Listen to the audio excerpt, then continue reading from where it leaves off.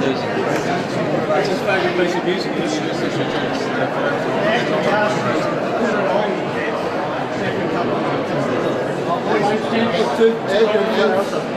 Yeah, I'll take it. $2. $5 and all friends pop. Okay. All you $5 to take it away. No problem.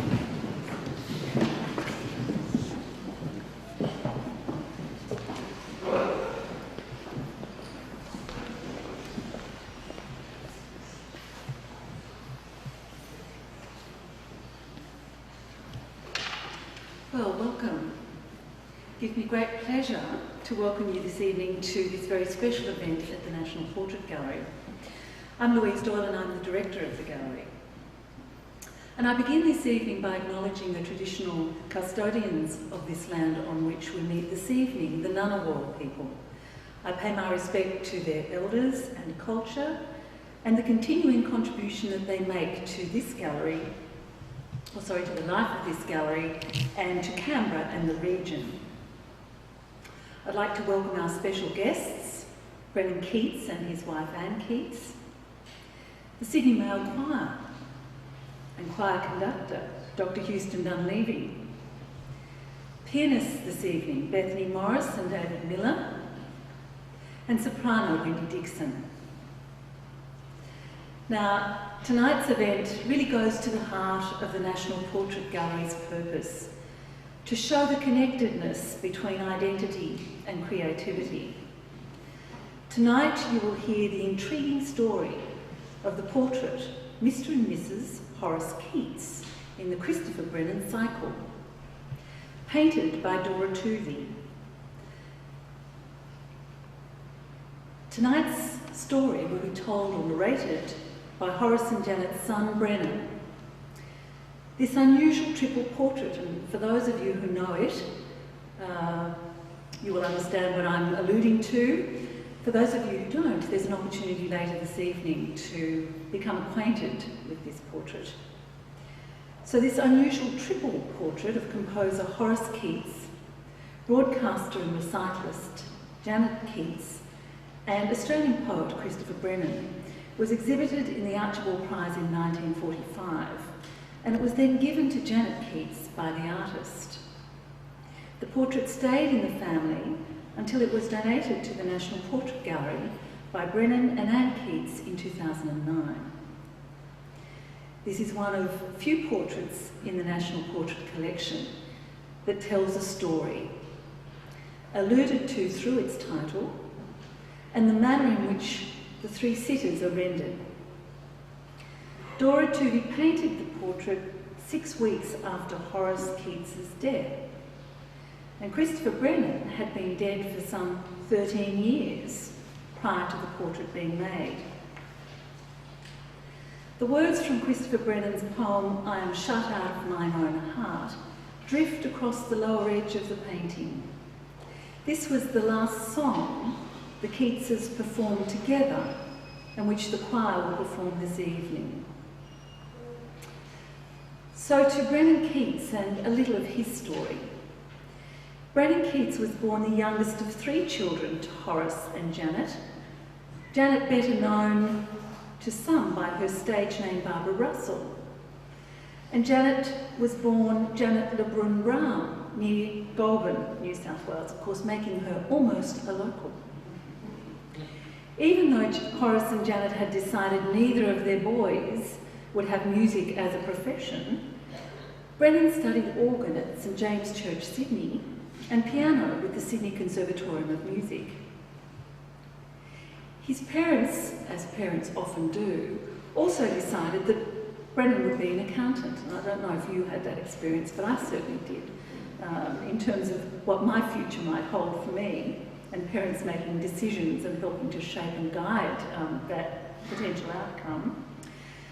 So Brennan would be an accountant, a long way from his yearning and passion to pursue a musical career. Reluctantly, Brennan completed his studies, but soon found teaching accounting was preferable to the practice of accounting. He enjoyed teaching in this area at TAFE for 20 years, while continuing to play piano and organ in an amateur capacity. The first of Brennan's ventures into authorship was an accounting textbook. It's always good to work with what you know and what's solid.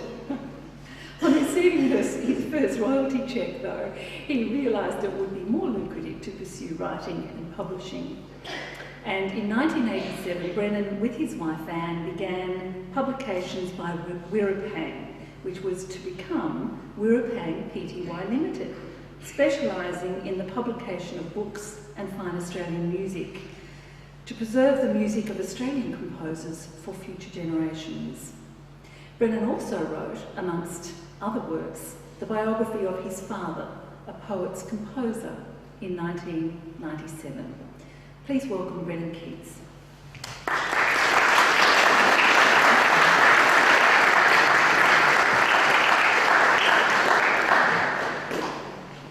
Thank you, Louise, for those kind words. And thank you to Jodie Barnett for being so patient with me.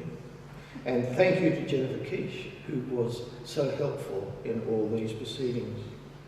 I have one request of you.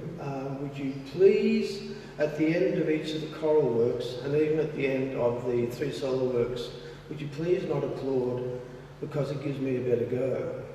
I'll have more time to talk. And then right at the end, I will give you an ample opportunity to say a big thank you to all of them. Okay, let's get on with it. When you look at that portrait, the first thing you'll do, you'll see my mother, who's in the forefront, and she looks horribly sad. And it's just unbelievable. 1940, by 1940, 41, and early 1942, the Keats were on my parents were on an artistic high. My father had come to terms with the fact that not everybody wanted to perform art song, but people liked music that you could sing around the piano. At this stage of the game, 1942 hadn't happened and the Americans hadn't come to Australia, so there was a huge market for music to be sung around the piano. We in the family referred to them as pot boilers. Other people have referred to them in other ways, but they came about this way because they needed to make some money. They needed to turn money over. So pot boilers were the things that did it, and a lot of these songs were written and they became very, very popular. And in saying pot boilers, I do not denigrate them because a lot of them are in fact well received and continue to be well received nowadays. Okay, they then moved from there and they started to, each of these songs, you will find that the choir are going to sing this afternoon actually have a message. When they were written, my father had no idea of the message that would be contained within the songs. In the first song, She Walks in Beauty, which the choir will sing in a minute, are the words Starry Skies and Cloudless Climes. These words were written by Byron, and when he wrote the words, he had no idea that they would form the context of Russell's life in the early life of the Navy. That Russell would be actually steaming around the Indian Ocean, chasing German raiders, and they would be in the Indian Ocean with this notoriety for its cloudless climes and starry skies. So the first of each one of these songs, as we go through them, has a message that actually came to actuality. The first of these songs is She Walks in Beauty, and the Sydney Male Choir will now sing that for you.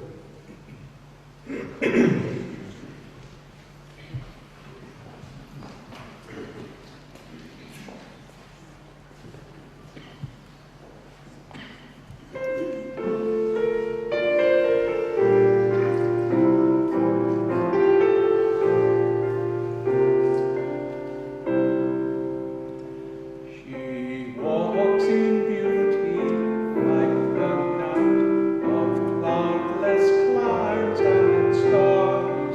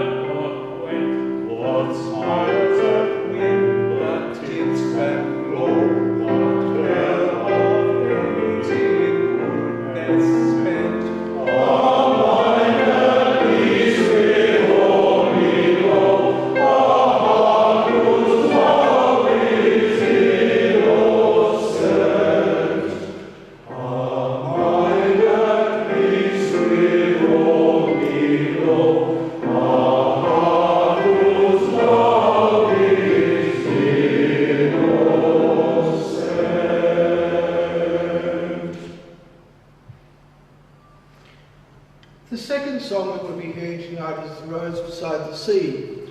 And in other words, listen what they have to say for me. Listen for them when you listen to the song.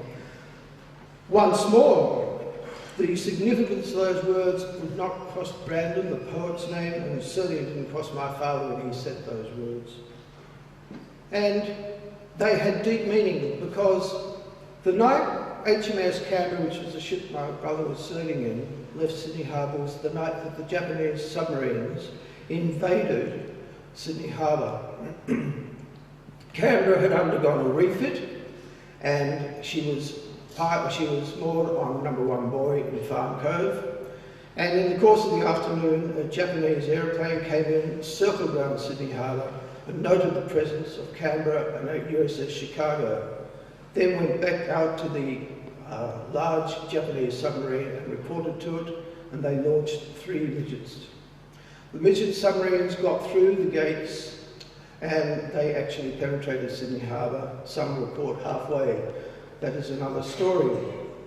At one stage of the game, one of them popped up out of the water, and an alert officer on USS Chicago called General Quarters, and Chicago fired guns at the periscope that had popped up out of the water. Captain Bode, captain of Chicago, stormed back on board his ship, he was ashore at the time, stormed into the wardroom and demanded to know what were they doing firing guns in a friendly harbour.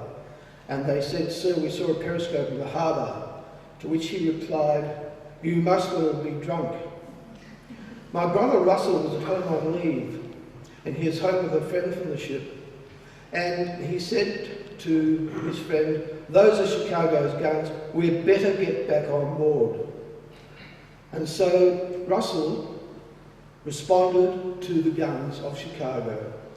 Subsequently, Russell was killed by gunfire in an action that followed sometime later in August. Ladies and gentlemen, the roads beside the sea.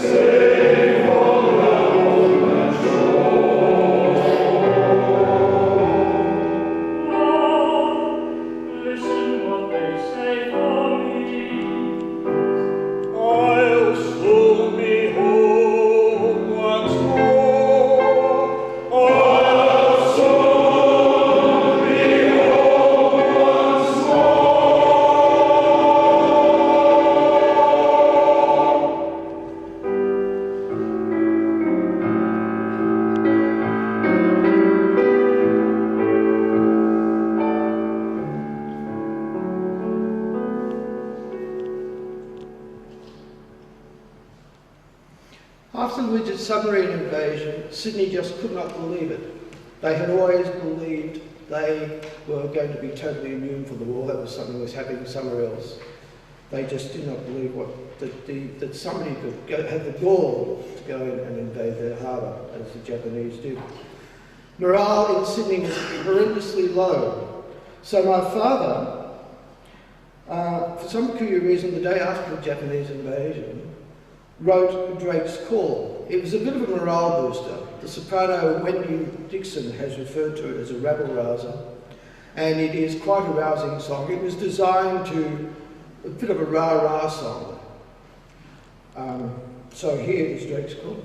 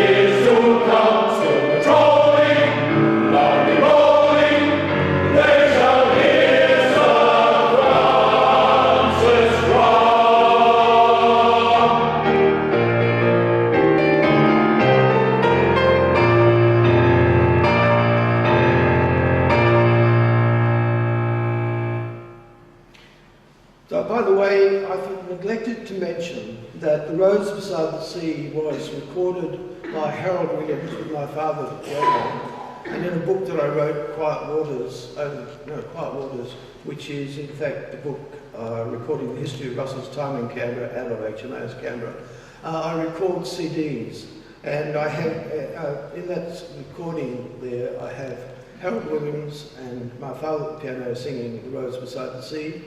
And then we had, for a rousing song, who else than Peter Dawson for Drake's Call.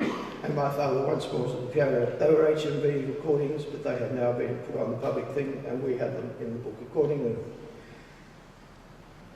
Canberra was sunk at Battle of Salo Island and on the 9th of August 1942.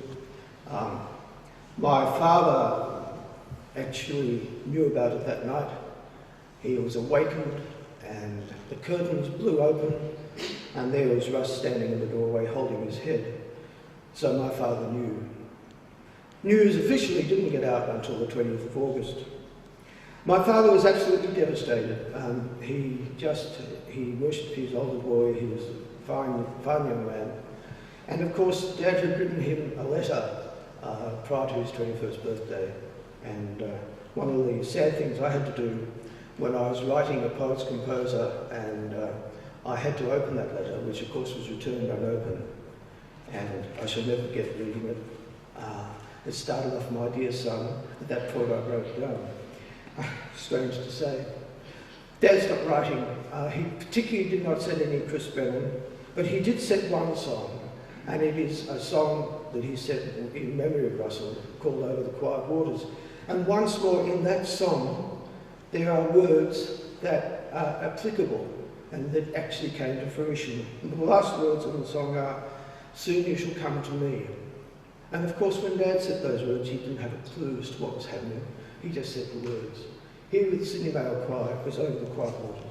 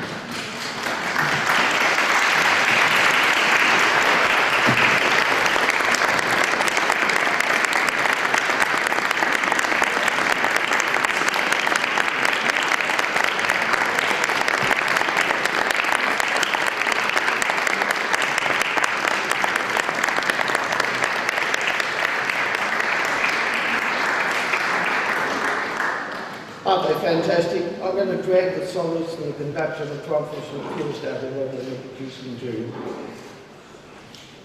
The words, "Someday You'll Come to Me," came true because Russell's birthday was the 22nd of August, and of course he was killed on the 9th of August, nearly a fortnight before his 21st birthday.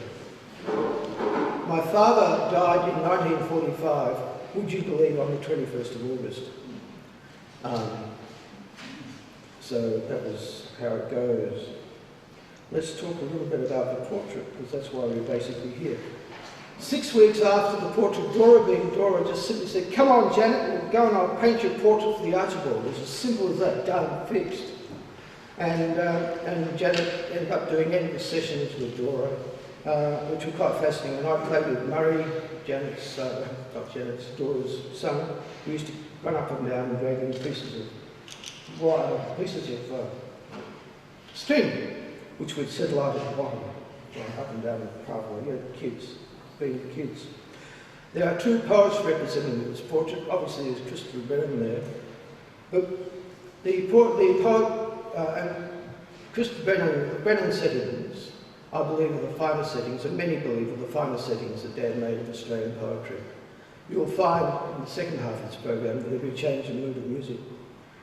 The first music we heard was designed for singing around the piano and easily sight-read, both by singer and by pianist. The second set of music, I would suggest that anyone that tries to sight-read in performance a Brennan song or a McRae song does so at their risk, at their peril. Hugh McRae is represented in the painting by the fact that Mum is wearing green. Green of the forest. Hugh McRae was a man of the forest. He was a boisterous man. Believe you me, I knew this as a child. When Dad died, some year or so later, Hugh's wife, Nancy, died. And Mum and Hugh married. And the whole Coventry Street Mossville was just turned into a roaring mass as Hugh stormed up and down the place being Hugh. And he was a wonderful, as Dad said, he had a heart so big it could hardly be contained in his body. The marriage lasted a fortnight.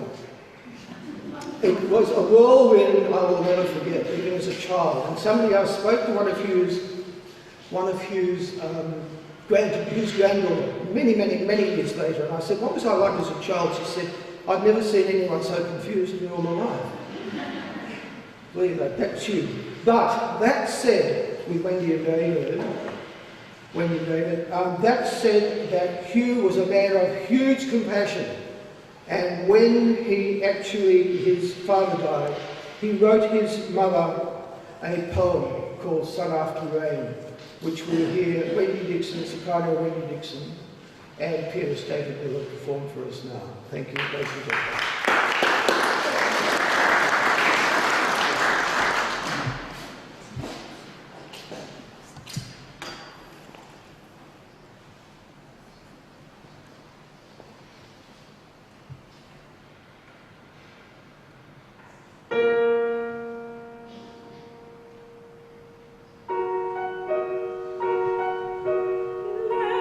Tears fall, for little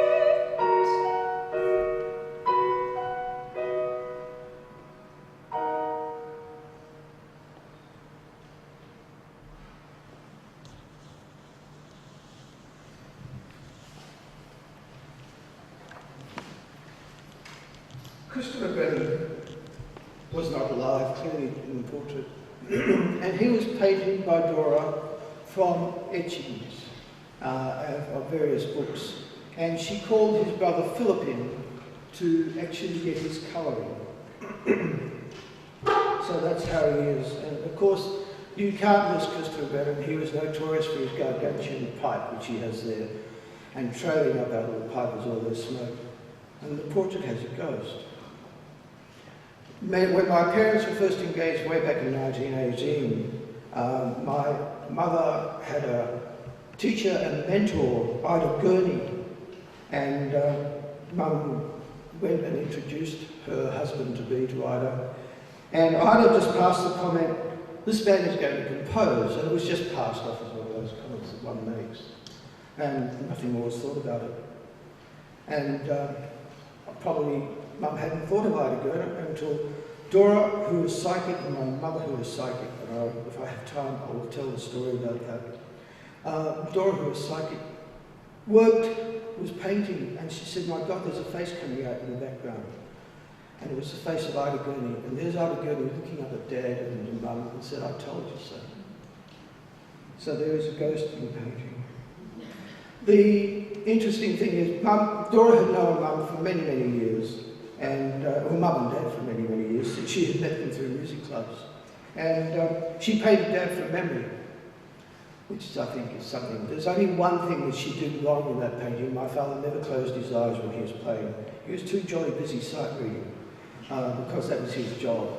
And so that's the one error in the painting, if you've got to look for errors. And that was that. So I'll just get one more song in, and then if I see how I'm going for time, if I can get my story in. Eventually, Mum prevailed upon Dad and said, look, for heaven's sake, you've done so well with these Brennan songs, you've got to set another poem. And eventually he did. He set a poem called Once I Could Sit by the Fire Alone. And the poem has history. Everything has history. It's just extraordinary. This whole story, it all has history. Brennan wrote the poem some 10 or so years, maybe 20 years prior to that.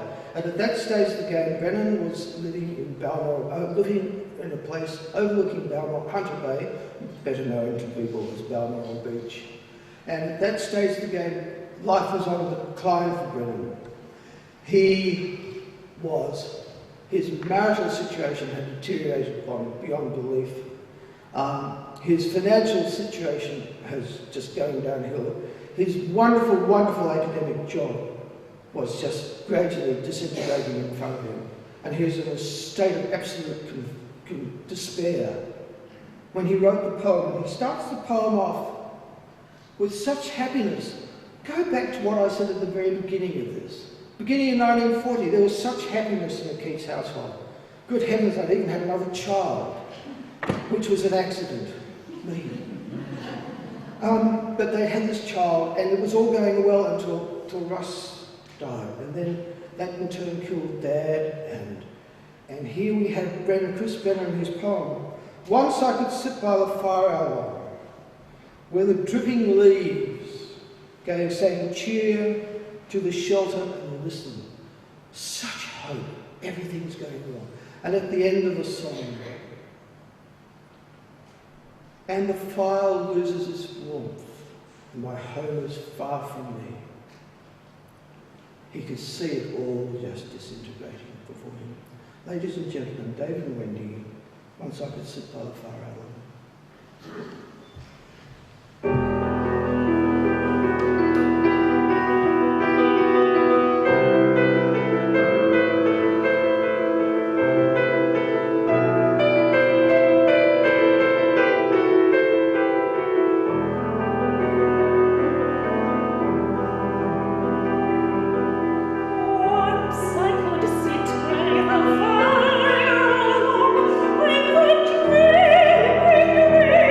Say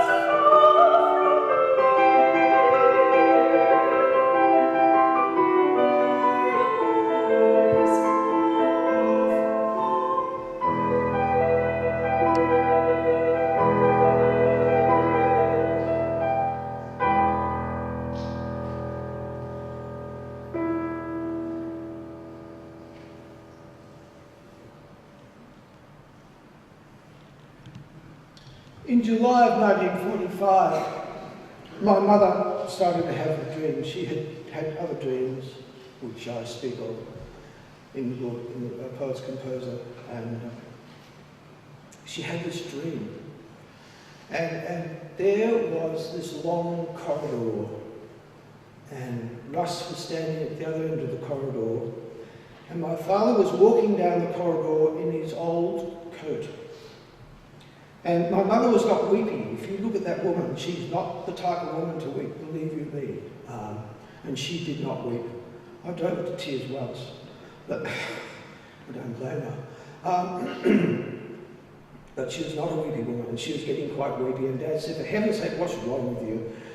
And eventually she said, this is what has happened, this is the situation. And he said, right, he said, my birthday's coming up, we go into town now, put your best bib and tucker on, which one did when one went into town. And he said, we'll buy a new coat. Fixed. So, done. They went and they bought a new coat. And they had an old car, we used to call it the Blue Rabbit, it was an old Austin, and it was the best of British. And like the best of British, if you ever had a British sports car or a British open car, it leaked like a sieve. And on the very night, last night, well, they didn't know, there was this particular night in August when they were to give a Brennan recital at the home of Mrs. Prem in Mossman Bay. And they went along to this recital, but before they left home, Dad said, look, he said, it's pouring, you know I'm going to get wet, can I wear my old coat? And Mum said, yes, of course, it's a practical thing to do. So they went off and they played the concert, and the concert came to an end, and they were about to leave the platform, and suddenly said, oh, Mr. Keats, just one more song, please, one more song, before you go, please, one more song. And Mum said, Dad looked, she didn't say Dad, she said, he looked at me in a very strange way, and he sat down and he played the opening bars, Like Shut Out of My Own Heart, and as Louise said, that is scripted across the bottom of the portrait, as you can see. And of course, there are words in that song, and the very last words are, because my love is far from me. Once I could sit by the fire alone, when do you know it?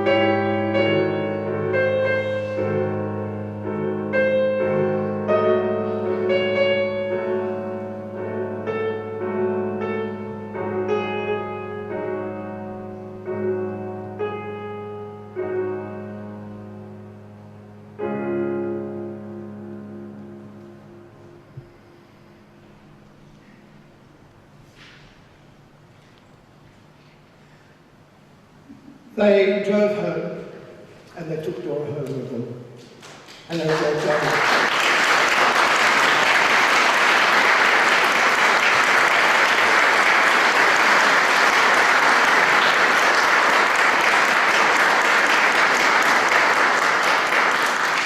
I apologise for that beautiful silence and interrupted bloke. I'll call them up later. They drove home, and they drove Dora home. And as they were driving down Parry Road, Dad had a stroke for which he didn't recover. And that's why Janet Keats looks so sad in that portrait. Ladies and gentlemen, the music director of the Sydney Male Choir, Dr. Houston Dunleavy. Where are you, please, Dr. Houston Dunleavy? Thank you.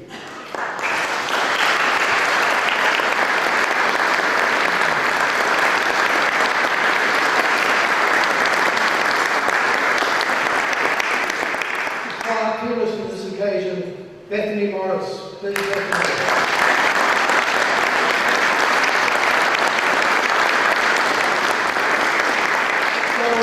Be prepared, fellas, it's going to happen. Brian Lawler, please come forward. Brian Lawler.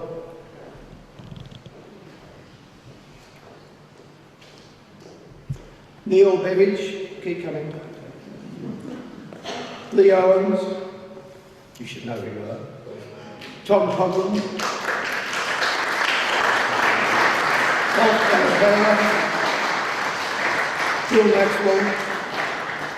Damien Blackburn.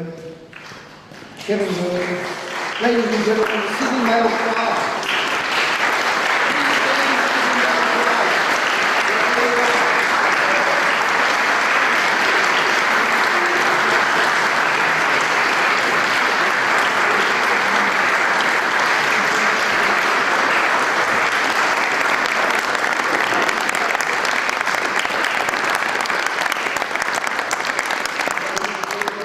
Soprano Reggie Dixon and David Miller.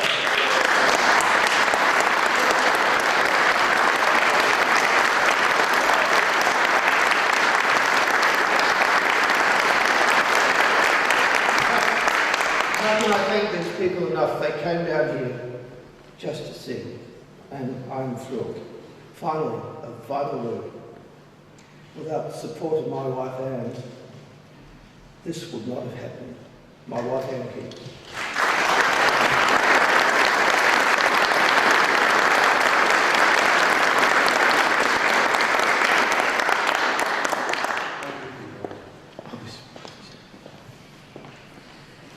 Well, Brennan, thank you.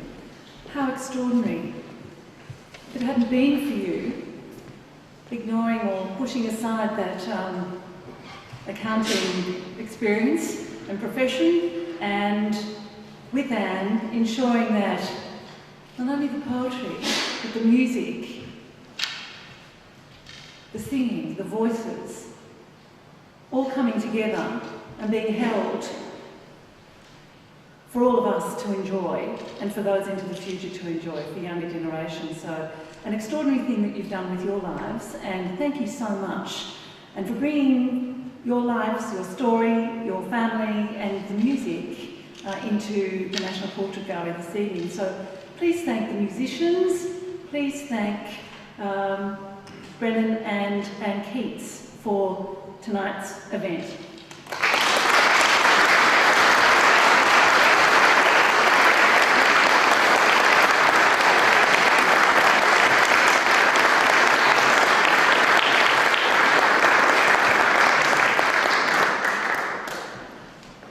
Opportunities this evening. I have to say, I'm feeling quite emotional at this moment in hearing those fabulous male voices, and Wendy and just glorious, and David and Bethany, just truly tremendous in this particular space. And I know that reading the story, the biography, is going to be very important for me to do, because I haven't read it yet. I know we have a copy here, and I know this portrait, I look at it often, because it is a very unusual portrait.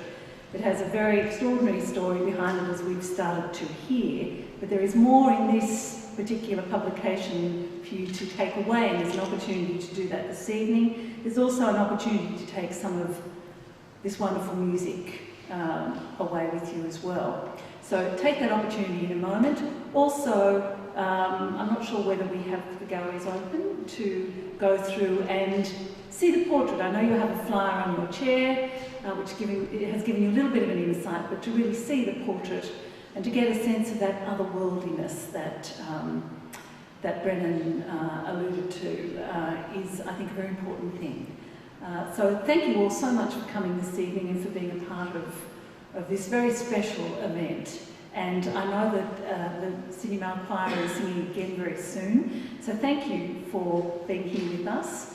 And thank you all for celebrating Horace Keats and Janet Keats this evening. Thank you. Oh,